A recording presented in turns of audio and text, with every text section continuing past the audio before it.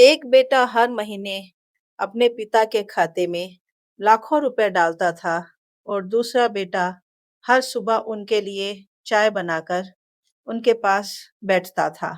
जब पिता बीमार पड़े तो पता चला किसकी जरूरत ज्यादा थी। गांव के किनारे एक पुराना सा घर था। उस घर में रहते थे हरिराम चौधरी और उनकी पत्नी। उनके दो बेटे थे। बड़ा बेटा विकास चौधरी बचपन से ही तेज दिमाग का था। पढ़ाई में अव्वल, अंग्रेजी में धारा प्रवाह और सपने बड़े।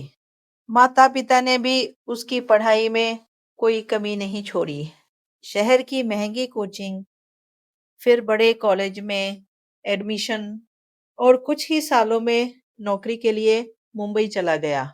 वहां उसकी जिंदगी बदल गई। ऊंची इमारतें, चमकती सड़कें, बड़ी सैलरी और व्यस्त दिनचर्या। छोटा बेटा मोहन चौधरी उतना पढ़ाई में तेज नहीं था। 12वीं के बाद उसने गांव में ही रहकर एक छोटी सी दुकान संभाल ली। वही घर का काम करता, खेत देखता, माता पिता के साथ रहता। लोग अक्सर तुलना करते, विकास तो बहुत आगे निकल गया और मोहन बस गांव में ही रह गया। एक हरिराम जी बस मुस्कुरा देते। समय बीतता गया। विकास महीने की शुरुआत में पैसे भेज देता, फोन भी कर लेता। पापा पैसे मिल गए ना, कोई दिक्कत हो तो बताना। लेकिन उसकी बातें अक्सर जल्दी में खत्म हो जाती। मीटिंग है पापा, बाद में बात करता हूँ। उधर मोहन हर दिन पिता के साथ बैठता, सुबह चाय बनाकर देता, शाम को साथ टहलने ले जाता, रात को दवा खिलाता, माँ को मंदिर छोड़ आता, कभी राशन लाता, कभी पड़ोसी के काम में हाथ बंटाता। एक सर्द रात थी, ठंडी हवा चल रही थी। अचानक हरिराम चौधरी की तबीयत बिगड़ गई। मोहन ने तुरंत उन्हें कंबल ओढ़ाया, पड़ोसी को बुलाया और अपनी पुरानी मोटरसाइकिल पर बैठाकर अस्पताल की ओर दौड़ पड़ा। रास्ता अंधेरा था, ठंड तेज थी, लेकिन मोहन का हाथ अपने पिता की पीठ पर था। अस्पताल पहुंचते ही डॉक्टर ने कहा, अगर थोड़ी देर और हो जाती तो हालत बहुत गंभीर हो सकती थी। उसी वक्त विकास को फोन किया गया। उसने घबराकर कहा, मैं फ्लाइट देख रहा हूँ, लेकिन अभी आना मुश्किल है। ऑफिस में जरूरी काम है। उसकी आवाज में चिंता थी, लेकिन दूरी भी थी। 3 दिन तक मोहन अस्पताल में ही रहा। कभी दवा लाता, कभी डॉक्टर से बात करता, कभी पिता के पास बैठकर उनका हाथ पकड़ता। विकास चौथे दिन पहुंचा।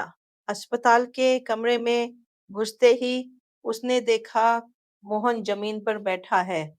आंखों में नींद नहीं, चेहरे पर थकान, लेकिन नजरें पिता पर टिकी हुई। डॉक्टर ने विकास से कहा, आपके भाई ने बहुत सही समय पर इन्हें यहाँ लाया, वरना मामला बिगड़ सकता। कमरे में घुसते ही उसने देखा मोहन जमीन पर बैठा है। आंखों में नींद नहीं, चेहरे पर थकान, लेकिन नजरें पिता पर टिकी हुई। डॉक्टर ने विकास से कहा, आपके भाई ने बहुत सही समय पर इन्हें यहाँ लाया, वरना मामला बिगड़ सकता था। विकास कुछ पल के लिए चुप रह गया। उसे पहली बार समझ आया, पैसे भेजना आसान, लेकिन समय देना सबसे मुश्किल। कुछ महीनों बाद हरिराम जी घर लौट आए। एक शाम दोनों बेटे उनके पास बैठे थे। हरिराम जी ने धीरे से कहा, विकास, तुमने हमें कभी किसी चीज की कमी नहीं होने दी, लेकिन मोहन ने हमें कभी अकेला नहीं होने दिया। कमरे में सन्नाटा छा गया। विकास की आंखें झुक गईं।